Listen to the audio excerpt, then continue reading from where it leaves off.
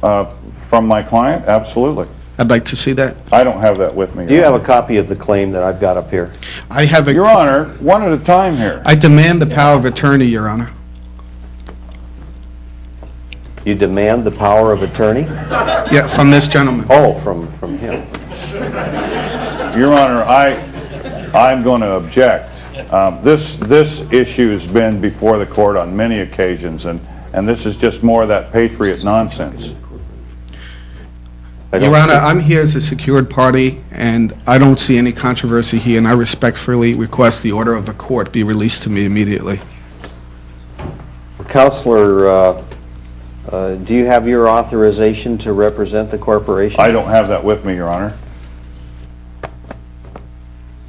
And by Your the Honor, way, I it's government. respectfully request my remedy. Okay. It's government, not the corporation. The judge is never going to say the corporation.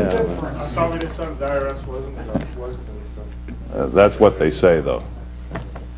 Yeah. Okay, now let me stop for a minute, okay? Because what Art just asked for happened in Oregon. I was there, so was Scott. And the judge sat on the bench when the fellows that we were there with asked for the power of attorney or delegation of authority for the U.S. attorney.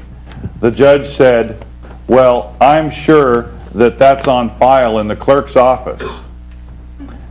And the clerk, no, it was worse than that. It was worse than that.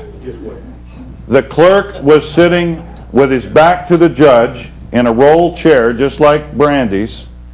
Okay, he was sitting there at his computer typing, and he literally rolled back in the chair, turned and looked up at the judge. Didn't he? Okay? When he was asked that question, that's what he literally did. And the judge said, and so the fellow said, so what you're saying then, Your Honor, for the record, we can get a copy of that from the clerk's office.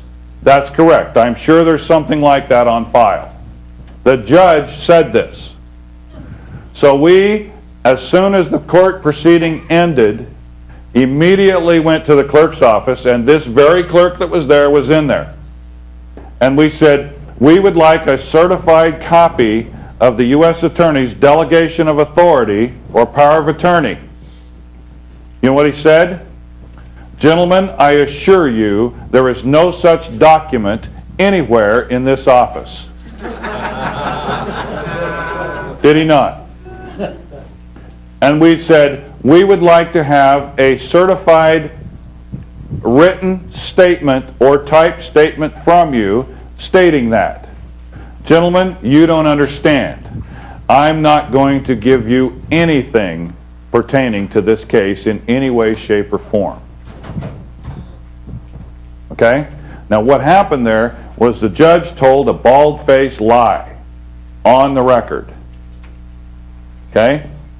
Because we have looked, we have put in FOIAs, we have done all of this for this power of attorney issue. Okay?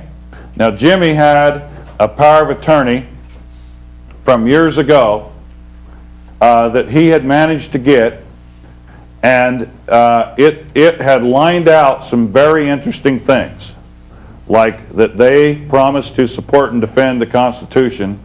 They lined that out and initialed it.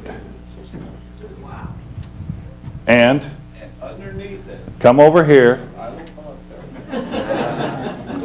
Art, that was really good. We need to keep going with that, so just hold your thought. In a bankruptcy case in the Third Circuit, we did a FOIA request for the appointment affidavits of several U.S. attorneys. Normally, what you'll find is the U.S. attorney has a bar license. You will find maybe one other attorney in that district has a bar license. There's probably just 2 of them that have a bar license for that state. The other ones do not have bar licenses because they are corporate attorneys. They work for the corporation. They don't need licenses. Funny, but that's the way it is. But anyway, we did the U.S. corporation, U.S. government. Well, we did a FOIA request. I love FOIA requests. And we did a FOIA request for the attorney's oath of office, his appointment affidavit, his delegation of authority, his surety bond, his license to practice law in the state of Pennsylvania, in the District of Columbia, or any of the 50 states.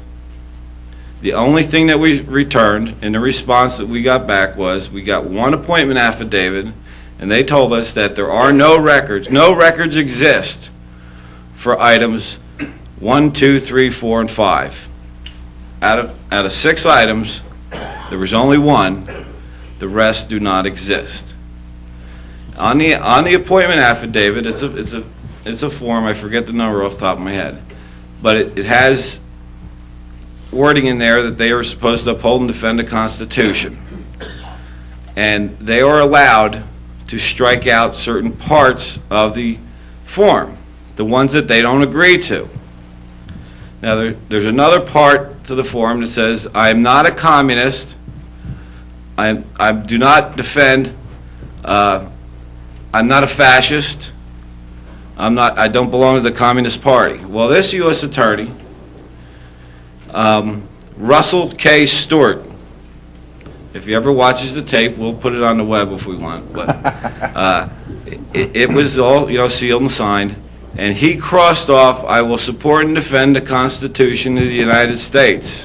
What he didn't cross off was that I'm a fascist and a communist. So what did he do? He's a communist. He swore that he was. Now, we went and we took that document and we filed it into the record. Well, it was like a volcano at the courthouse. This guy just disappeared. Nobody knows where he went.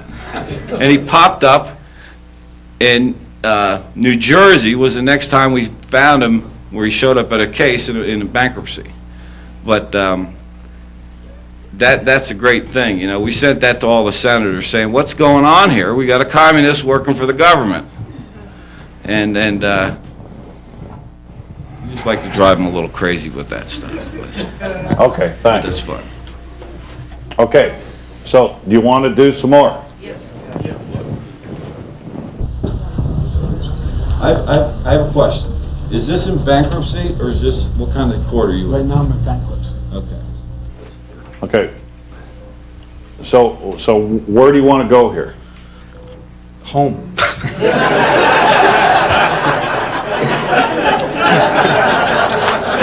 My wife wants me to come home. Does he understand everything that's going on with the case? Yes, he understands. Okay, so. I just want to get more comfortable because I keep having these visions of these tall rooms and oak and I understand. and a judge sitting up there and Yeah, That's my what wife we're crying next to me. That's what we're trying to get you used to. yeah, okay. And that's why I'm here and I But- don't want to be here. But at this point, this is totally civil, Yes. okay? And so when you're in a civil action, there's only one thing you have to watch out for, and that's one word: contempt, okay?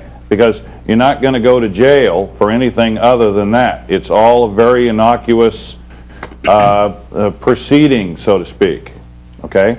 So if you come at it from the context that you just were, keep in mind that guy, you need him, okay? You need to direct your, in a purely civil context, okay? Your direction and focus needs to be here, not here, okay? Because you need him. You're in a contest of paperwork here, okay? And yours has to be better than mine, okay? There's some defects and flaws that he just pointed out in mine. But if you don't know to ask for those documents, then that's something else again. In other words, where's your authority? Okay, and you put in that affidavit. Okay, I've got an affidavit here that says this doesn't exist. And so he's not going to offer a rebuttal, but if I say anything, I'm the person you need to be asking if I'm offering a rebuttal. Okay? Because I'm the one that has to rebut the affidavit, because you've given him paperwork and I'm giving him paperwork, and he who has the best paperwork wins. Okay? In my particular case coming up this week, my impression is the judge is kind of like my adversary. I mean, I don't know who my adversary is because it's in a bankruptcy court. I understand. And I have a question. What is the hearing for? It's a confirmation hearing for Chapter 13 bankruptcy that Judge Rizzo put me in.